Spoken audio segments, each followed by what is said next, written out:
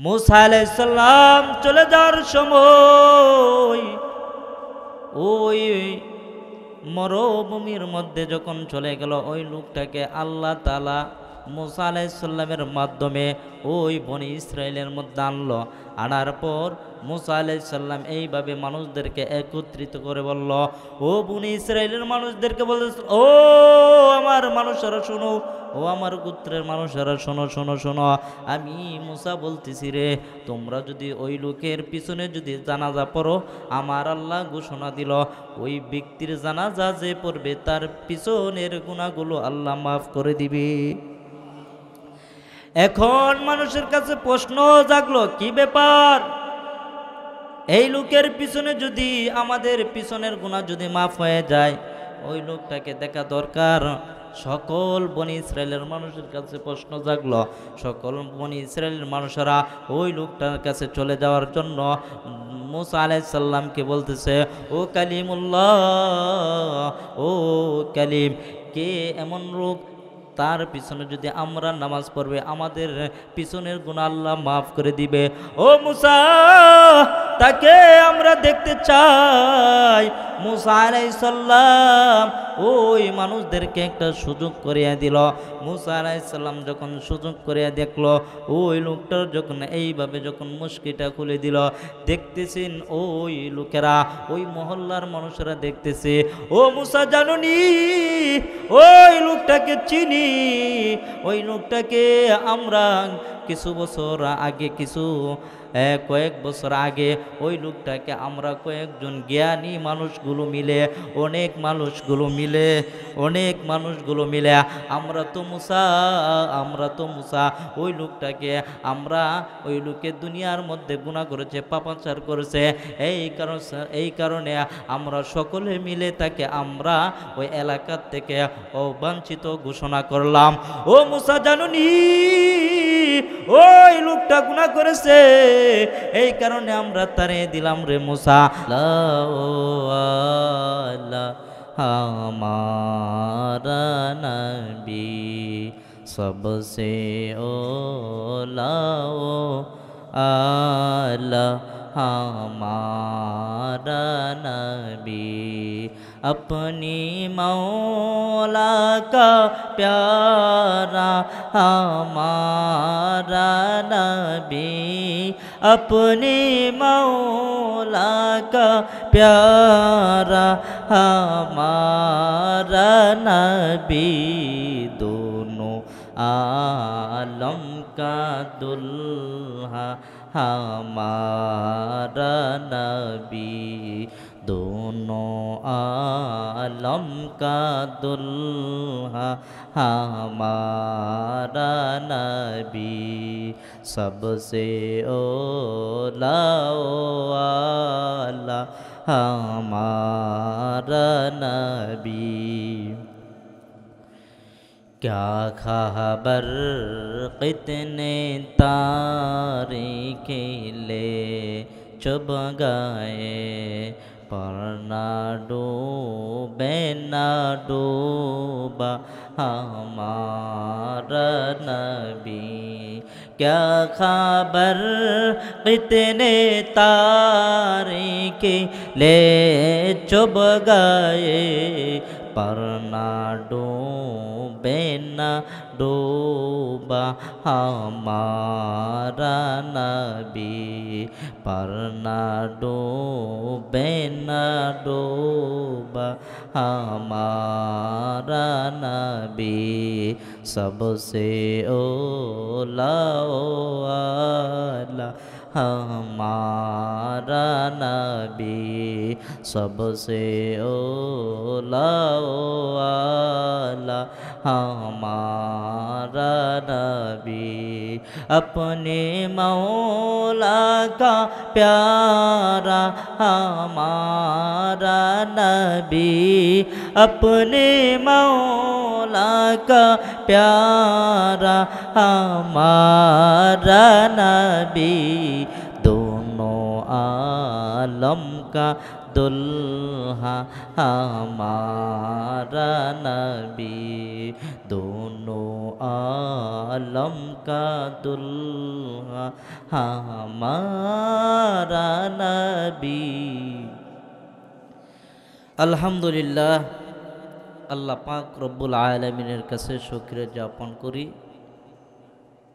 যে মহান রব্বুল আলামিন আমাকে এবং আপনাদেরকে এই দিনই মাজবায়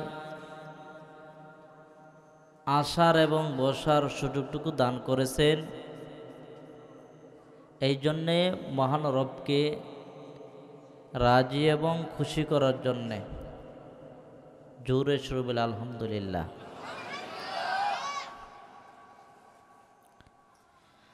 আল্লাহ তাআলা দুনিয়াতে মানুষ পাঠাইছেন, সাথে সাথে তার রিজিকটাও পাঠাইছে। শুধু তাই নয়, সাথে সাথে নয়, আরো 50,000 বছরই তার রিজিক লেখা রাখছে। মুসা আলাইহিস সালাম আর আদম আলাইহিস সালাম তারা দুইজনের ঝগড়া করছে। কোথায় করছে? দুনিয়াতে নাকি আখেরাতে নাকি কোন জায়গা, এটা জানার বিষয় না। তো করছে এটাই ভালো, ইখতিলাফ করার বিষয় না। তো মুসা আলাইহিস সালাম আদম আলাইহিস সালামকে বলতেছে যে আদম, আমরা তো জান্নাতে থাকতাম, দুনিয়াতে আসার কোনো প্রয়োজন ছিল না। আপনি এমন একটি ভুল করেছেন, ভুলের কারণে আমরা দুনিয়াতে গেছি, গিয়ে এই কাজগুলো করে আসলাম। আমরা তো জান্নাতে আরামসে থাকতাম, দুনিয়াতে যাওয়ার কোনো প্রয়োজন ছিল না।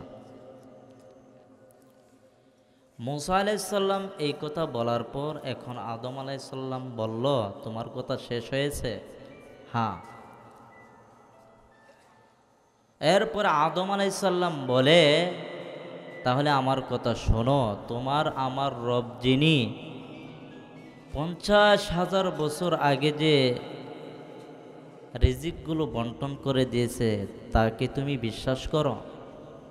আদম আলাইহিস সালাম বলে, হ্যাঁ, এটা আমি বিশ্বাস করি। তখন মুসা আলাইহিস সালাম বলার পর, আদম আলাইহিস সালাম বলার পর মুসা আলাইহিস সালাম বলে, হ্যাঁ আমি এটা বিশ্বাস করি, আল্লাহ যে 50,000 বছর বন্টন করে দিয়েছেন এটা আমি বিশ্বাস করি। তখন আদম নবী হেসে বলে, ও মুসা শোনো, আল্লাহ আমার রিজিক 50,000 বছর আগে লিখে রাখছে যে আমি জান্নাতের মধ্যে এই ফলটা খাইব, খাওয়ার পর দুনিয়াতে যাইব। তখন মুসা আলাইহিস সালাম লাজবাব, আর কোনো উত্তর নাই। মুসা আলাইহিস সালাম হেরে গেলেন, আদম আলাইহিস সালাম জিতে গেলেন। তো এটাই বোঝাতে চাচ্ছি যে রিজিকের মালিককে বলেন, রিজিকের মালিক আল্লাহ। দুনিয়াতে আসছি, অনেকের মনে করেন অনেক সন্তান আদি হয় কি হয় না? অনেকে অনেক রকম টিটকারি করে বলেই ফেলে যে এতগুলো সন্তান নিলে পালবি কীভাবে, বলে কি বলে না? বলে না? আরে রিজিক তো তাকে দুনিয়াতে পাঠানোর আগেই তো আল্লাহ রিজিক দিছে, ঠিক না? তো এখানের মধ্যে আবার এই কথা কেন বলবো যে এতগুলো কিভাবে পালবি, এটা কি তার দায়িত্ব নাকি আল্লাহর দায়িত্ব? তাহলে এই কথাটা বলা ঠিক হয়েছে? সাবধান, এই কথা বলে ওই বান্দিকেও কষ্ট দেওয়া যাবে না, ওই বান্দাকেও কষ্ট দেওয়া যাবে না। অনেকে আছে গরিবের হালত, অনেক ছেলে সন্তান অনেক বেশি আছে না নাই? গরিবের মধ্যে দেখবেন ধনীরা কী করে, কম সন্তান লইব, একটা দুইটা লোয়ার পরে সব স্টপ, বন্ধ, ঠিক কিনা? তো এইগুলির জবাব দেওয়া লাগবে না? আমার নবী আপনার নবী বলেন, ও উম্মতেরা শোনো, বেশি বেশি যদি উম্মত যদি তৈরি বেশি বেশি উম্মত যদি জন্ম দিতে পারো, কাল হাসরের ময়দানে মাহশরে আমি বলতে পারবো আমার উম্মত বেশি। আমার নবী যদি এই জায়গার মধ্যে বলে বেশি, তাহলে আমরাও যদি থাকি নবীর উম্মত হয়ে আমাদের জীবন ধন্য নেই। বলেন আদম আলাইসাল্লাম থেকে ধরে আজ পর্যন্ত যত নবী রাসূল আসছে, আম্বিয়া কেরাম, যত নবী রাসূল, আদম আলাইসাল্লাম কোন, মুসা আলাইসাল্লাম কোন, ইদ্রিস আলাইসাল্লাম, সকল নবী আল্লাহর কাছে দরখাস্ত লেখছে, আল্লাহ আমার শেষ নবীর উম্মত হিসাবে দুনিয়াতে পাঠান। আল্লাহ কারো দোয়া কবুল করে নাই, হজরতে ঈসা আলাইসাল্লামের দোয়া কবুল করেছেন। তো উনি আসবে দুনিয়াতে নবী হিসাবে, বলেন ঈসা আলাইসাল্লাম আসবে দুনিয়াতে নবী হিসাবে, উম্মত হিসাবে। কারণ আল্লাহ তো বলেই দিয়েছেন আমার নবীর পরে আর কোনো নবী আসবে না। এতএব নবীর পরে যারা নবী দাবি করে এরা হইল আখিরিজ জামানুনা দাজ্জালুনা কাজ্জাব। তারা কি হবে? মিথ্যা দাজ্জাল। তারা যতই বলুক যে নবীর পরে আমরা নবী, এটা হলো কাফের, এতে কোনো সন্দেহ নাই। তো নবীর পরে আর কোনো নবী নাই। ওই নবীর উম্মত কারা? বলেন না কেন? ওই নবীর উম্মত কারা? আমরা। আলহামদুলিল্লাহ বলেন, আবারও বলেন আলহামদুলিল্লাহ। যে নবীরা পর্যন্ত যদি আল্লাহর কাছে দোয়া করতে পারে আল্লাহ শেষ নবীর উম্মত হিসাবে দুনিয়াতে পাঠান, আর আমরা তো দরখাস্ত করি নাই, লেখিও নাই, আল্লাহ অটোমেটিক আমার ওই নবীর উম্মত হিসাবে পাঠাইল। অনেক বড় নিয়ামত না? এই জন্য আবারও বলি আলহামদুলিল্লাহ। মুসলমান ভাইয়েরা আমার নবী আপনার নবী কেমন নবী জানুনি রে বাবা? যে নবীর জন্য, যে নবী আমার আপনার জন্য আজ পর্যন্ত মদিনাতুল মুনাওয়ারার মধ্যে আজ পর্যন্ত সিজদাগত অবস্থায় ইয়া উম্মতি বলে কান্না করতেছে, শুধু উম্মতের জন্য, উম্মতের জন্য। এরে বাবা, ওই নবীকে বলিও না, ওই নবীকে কষ্ট দিও না। অন্য অন্য নবীর উম্মতেরা আল্লাহর কাছে, অন্য অন্য নবীর উম্মতেরা যেখানে সেখানে দাঁড়ায় নামাজ পড়লে কিন্তু নামাজ হইতো না। কিন্তু আমার আপনার নবী এমন একজন নবী পেয়েছে, ওই নবীর বদলতে, আমার আপনার নবীর বদলতে আল্লাহ গোটা পৃথিবীটাকে যাই নামাজ বানিয়ে দিয়েছেন। আর আমার নবীকে আল্লাহ পর্যন্ত এটা জানায় দিল, ও নবী আমার আপনার উম্মতদেরকে জানায় দেন, তারা যেখানে সেখানে যদি দাঁড়ায় যদি নামাজ পড়ে আমি আল্লাহর নামাজ কবুল করিয়া নিব। কিন্তু অন্যান্য নবীর উম্মতেরা যেখানে সেখানে দাঁড়ায় নামাজ পড়লে নামাজ কবুল হইতো না। আর আমাদের নবীর ব্যাপার এত বড় গ্যারান্টি দিল, কারণ কি? কারণ হলো আমার নবী হলেন সবচাইতে দামি, ঠিক না? আল্লাহ তাআলা কোরআনের মধ্যেও বলে দিয়েছেন ওয়া ইন্নাকা লাআলা খুলুকিন নাযীম। এমন মহান চরিত্রের অধিকারী একমাত্র কে হতে পারে? বলেন না কেন, কে হতে পারে? আমার নবী আপনার নবী খুলুক আজিম বলেছেন। এই কারণে নবী আমার মহতের চাইতে আরো অনেক বড়, যার কোনো ভাষা আমার পক্ষে বলা সম্ভব না।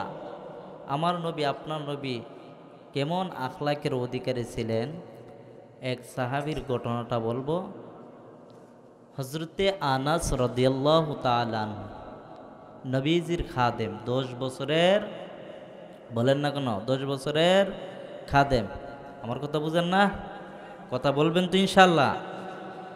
নবীজির 10 বছরের খাদেম, নাম কি? আনাস। নাম কি? আনাস রাদিয়াল্লাহু তাআলা। উনি নবীজির 10 বছরের খাদেম ছিলেন। উনি বলতেছেন যে আমি নবীজির অনেক সময় আমাকে নবীজি বলতো যে এই কাজটা তুমি আনাস করো, কিন্তু নবীজি কোথাও না কোথাও যাওয়ার কারণে আমিও কোনো ভুলবশত এই কাজটি করি নাই।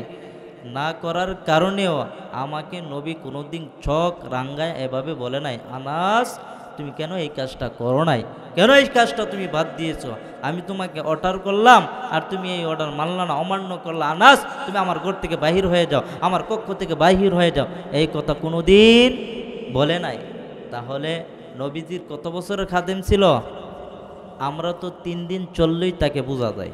3 দিন না, এখন 3 ঘন্টা চললেই মানুষ চিনা যায় সে কেমন, ঠিক না? এই জন্যে মানুষের আখলাকের ব্যাপারে জানতে গেল বড় জোরে 3 দিন 2 দিন মুসাফির করলোই এমনি গোতা দিয়ে সব বাহির করে লাই, ঠিক না? এই জন্যে মনে করেন মানুষ চিনতে গেলে তার বন্ধুকে বা তার আত্মীয়, তার যত কাছের মানুষ আছে তার কাছে জিজ্ঞেস করলেই মানুষটা কিরকম পাওয়া যায়, ঠিক না? তো আনাস রাদিয়াল্লাহু তাআলা নবীজির 10 বছরের খাদেম ছিল, তো উনি তো জানে নবীজি কিরকম, ঠিক না? তো ওই নবীজির ব্যাপারে আনাস বলে নিঃসন্দেহ ওনার উপরে আর কোনো দুনিয়াতে নবী আর হতে পারে না, আর কোনো মানুষ এমন মন মানসিকতা আর কোনো মানুষের হতেও পারে না। আজ ওই নবীর উম্মত, আমরা ওই নবীর কি উম্মত, কিন্তু উম্মত হয়ে নবীকে ভালোবাসতে পারি নাই। বলি মুখেই বলি নবী আমার উম্মত, কিন্তু না রে বাবা, মুখে বললেই হবে না, অন্তর থেকেও বলতে হবে নবী আমার, নবী আমারই থাকবে, ঠিক কিনা? এই জন্যে বলতেছি মুসলমান ভাইয়েরা আমার, আমি যে আপনাদের সামনে কোরআন থেকে তেলাওয়াত করলাম, ওই আয়াতের ব্যাপারে আমি কিছু কথা বলবো, শুনবেন তো ইনশাআল্লাহ। একটি ঘটনা মনে পড়ে গেল, বলবো। হযরতে মুসা আলাইহিস সালাম, আল্লাহ তাআলা মুসা আলাইহিস সালামকে বলল, ও মুসা, আমার এক বান্দা, অসহায় বান্দা, সে মরণপ্রান্তরে মৃত্যু অবস্থায় আছে, মৃত্যুবরণ করলো। মুসা, তুমি যাও, চলে তাকে ওই মরুভূমি থেকে এনে জানাজা পড়াইয়া আর বনি ইসরায়েলের সকল মানুষদেরকে এই অফারটা দিয়ে দিবে যে ওই ব্যক্তির পিছনে যারা জানাজা পড়বে, আমি আল্লাহ বলে দিলাম যে ওই ব্যক্তির জানাজা পড়বে, তার পিছনের যত গুনাহ আছে আমি আল্লাহ মাফ করে দেব। এই কথা বলার পর মুসা আলাইহিস সালাম দৌড়ে চলে গেল ওই মরুপ্রান্তরে, বালুর মরুভূমির মধ্যে।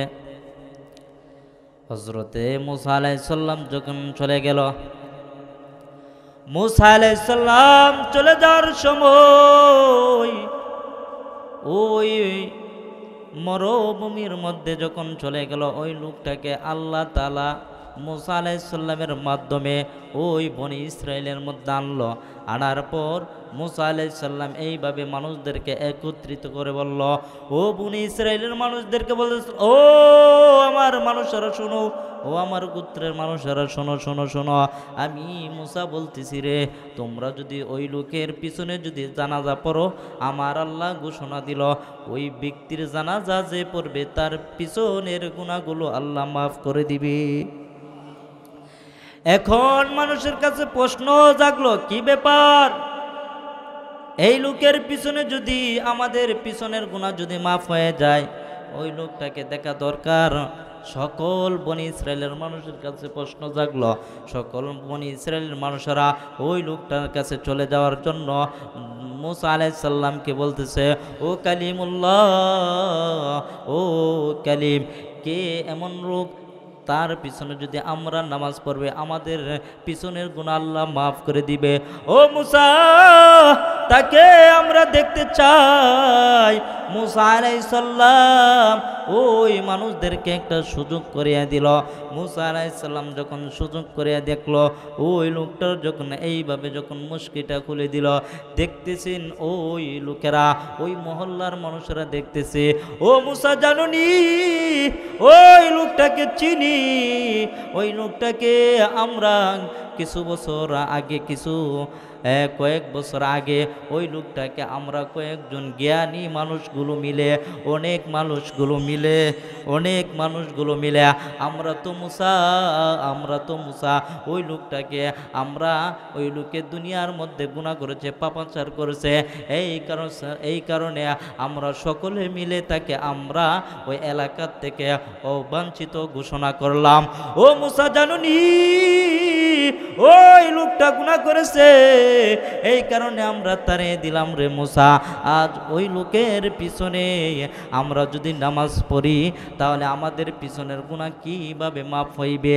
তখন মুসা আলাইহিস সালাম চিন্তায় পড়ে গেল, আল্লাহর কাছে তোর পাহাড় চলে গেল, আল্লাহর কাছে বলতেছেন, ও আল্লাহ কেন আমাকে বেইজ্জতির মধ্যে ফালাইলা রে আল্লাহ? ও আল্লাহ ওই লোকটাকে আমার এলাকার মানুষেরা বলল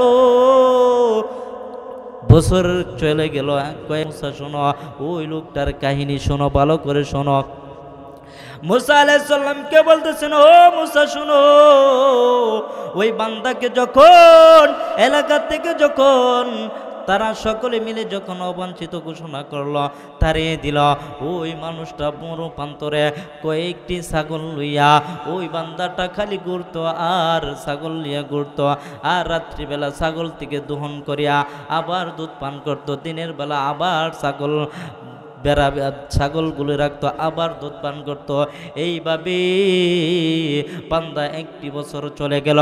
ও মুসা জানুনি, ওই লোকটা যখন অসুস্থ হয়ে পড়লো, ওই লোকে দেখতেছেন মরুপ্রান্তরে ওই বান্দার যখন অসুস্থ হয়ে পড়লো, এর চাইতে আর কেউ অসহায় নাই। ওই বান্দাটা ডানে তাকায় বামে তাকায় আর চোখের পানি ছেড়ে কান্না করে, ও আল্লাহ এলাকার মধ্যে ছিলাম রে আল্লাহ, গুনার কারণে আমাকে এলাকার মানুষ তাড়িয়ে দিল, আল্লাহ কেউ আমাকে মায়া করে ডাকও দেই নাই, কেউ আমাকে মায়া করে মহব্বত করে আমাকে ডাক দেই নাই। আর গুনাহ করিস না আয় বান্দাই, আর গুনাহ করিস না, তওবা করে ফেল। এইভাবে কেউ আমাকে ডাক দেয় না রে মালিক। ও আল্লাহ আজকে আমি মরুপ্রান্তরে, আজকে তো শুধু আমি আল্লাহ একা, ডানেও কেউ নাই বামেও কেউ নাই, সামনে শুধু আল্লাহ তোমাকে দেখি, তোমার আসমানের দিকে তাকায় আছি। ও আল্লাহ এই অসহায়ের সময়রা আল্লাহ আমাকে তুমিও ভুলে যাও না রে আল্লাহ। ও আল্লাহ আমাকে ক্ষমা করিয়া দাও। ওই বান্দাটা ও মুসা জানুনি, ওই বান্দা ওই সময় অসহায় হয়ে আমি আল্লাহর কাছে একটা দোয়া করেছে জানুনি রে মুসা। ওই বান্দা যদি বলতো, ও আল্লাহ আমি আজ অসহায়, আমার কারণে সকল মানুষদেরকে, আমার বনি ইসরায়েলের সকল মানুষদেরকে আল্লাহ তুমি আমাকে সহ গুনাহ মাফ করিয়ে দাও, এই কথা যদি বলতো রে মুসা, আমি আল্লাহ ওই বান্দার দোয়াগুলো কবুল করে নিতাম। ওই বান্দা যখন ওই মরুপ্রান্তরে এমনভাবে দোয়া করলো, এমন কাইফিয়াতে দোয়া করলো, ও মুসা জানুনি ওই বান্দার দোয়া আমার কাছে এত পছন্দনীয় হইল রে। ও মুসা জানুনি ওই বান্দা এমন ভাবে দোয়া করছে আমার দিলটা কারিয়ে নিল রে মুসা। ও মুসা জানুনি ওই বান্দা যদি তখন দোয়া করতো সকল মানুষের জন্য, আমি সকল মানুষদেরকে মাফ করে দিতাম। ও মুসা যেহেতু ওই বান্দা একা নিজের জন্য দোয়া করেছে, আমি আল্লাহ এই বান্দার জন্য এই বনি ইসরায়েলের সকল মানুষের জন্য একটা উসিলা বানাই দিলাম। উসিলাটা কি?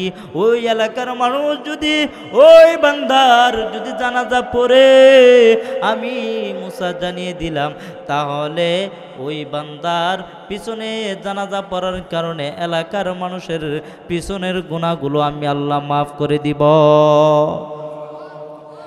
রে মানুষ চিন্তা করে দেখো, আল্লাহ তাআলার কাছে মানুষ বড় দামি। মানুষ যদি তাচ্ছিলতা করে, মানুষও যদি তাড়ায় দেয়, আল্লাহর কাছে অনেক দামি ওই মানুষটা।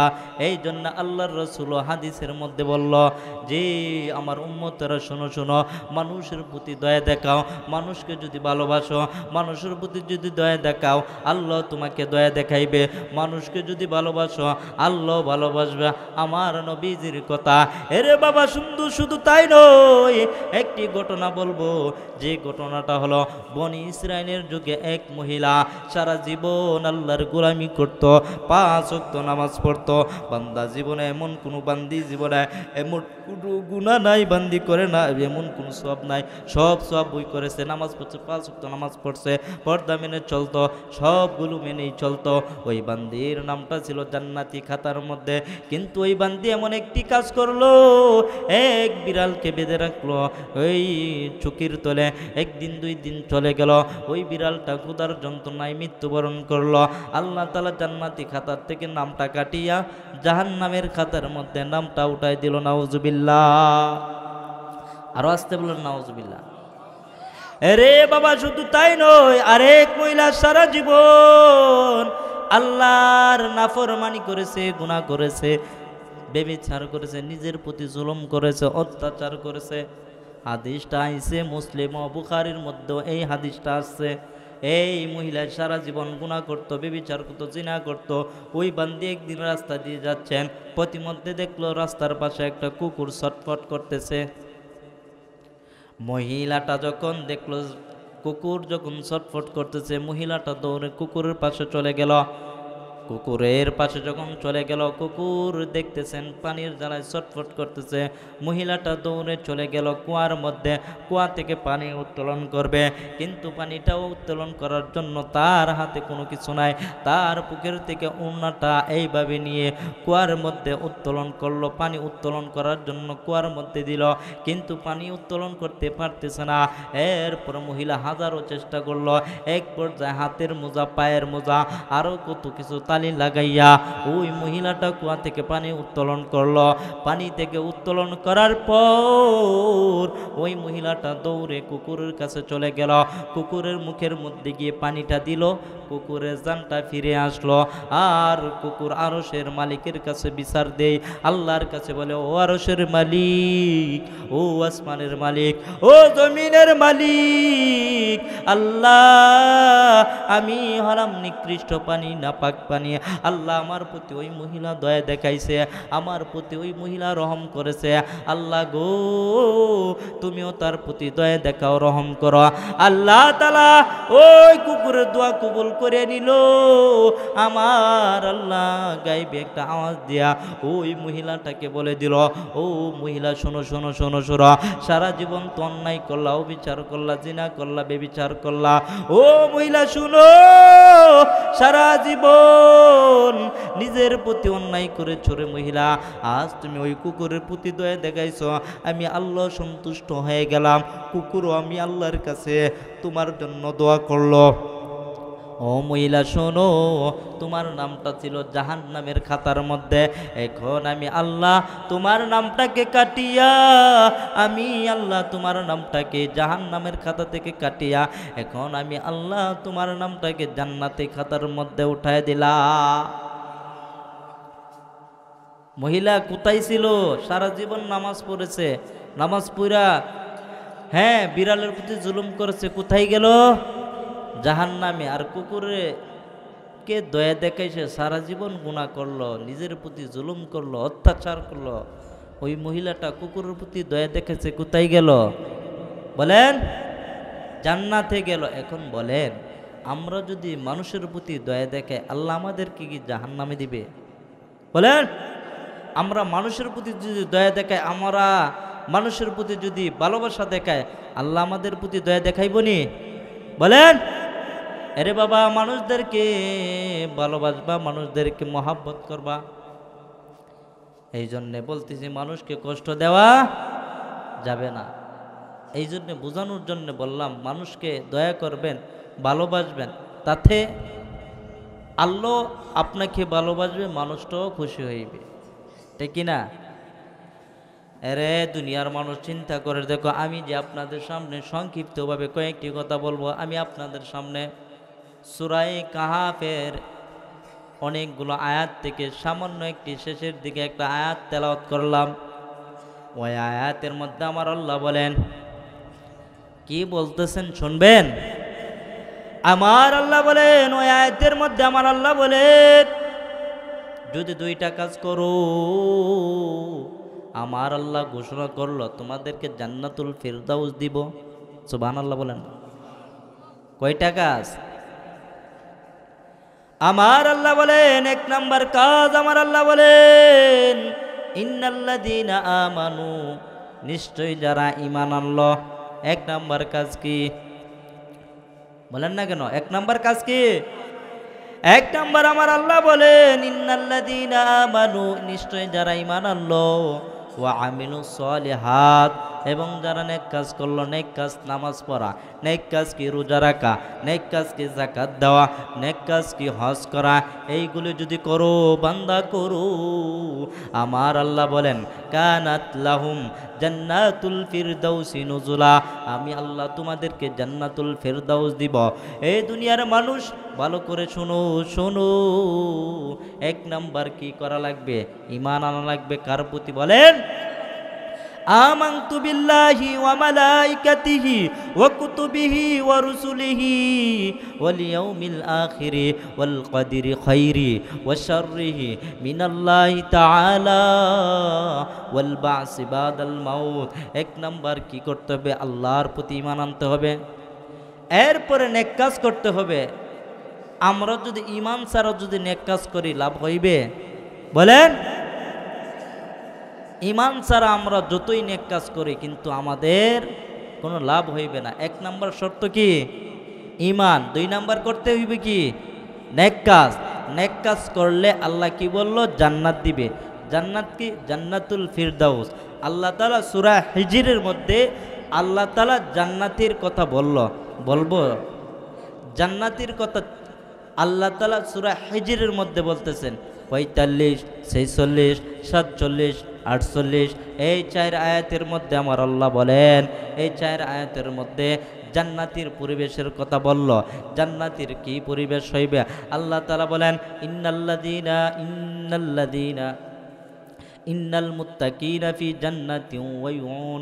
আল্লাহ তাআলা বলেন মুত্তাকিদের জন্য জান্নাত দেওয়া হইবে। আর ওই জান্নাতের মধ্যে কেমন হইবে? আমার আল্লাহ বলেন ওই মুত্তাকিদের কেমন জান্নাত হইবে? আমার আল্লাহ বলেন উদখুলুহা বিসালামিন আমিনিন। আমার আল্লাহ বলেন ও মুত্তাকিরা, ও জান্নাতীরা, উদখুলুহা, তাতে তোমরা প্রবেশ করো, বিসালামিন আমিনিন। আর এমন একটি জান্নাত যে জান্নাতের মধ্যে তোমাদের কোনো চিন্তা নাই, পেরেশানি নাই, এমন একটি জান্নাত দেওয়া হইবে। ওই জান্নাতের মধ্যে শুধু শান্তি আর শান্তি, কোনো চিন্তা নাই।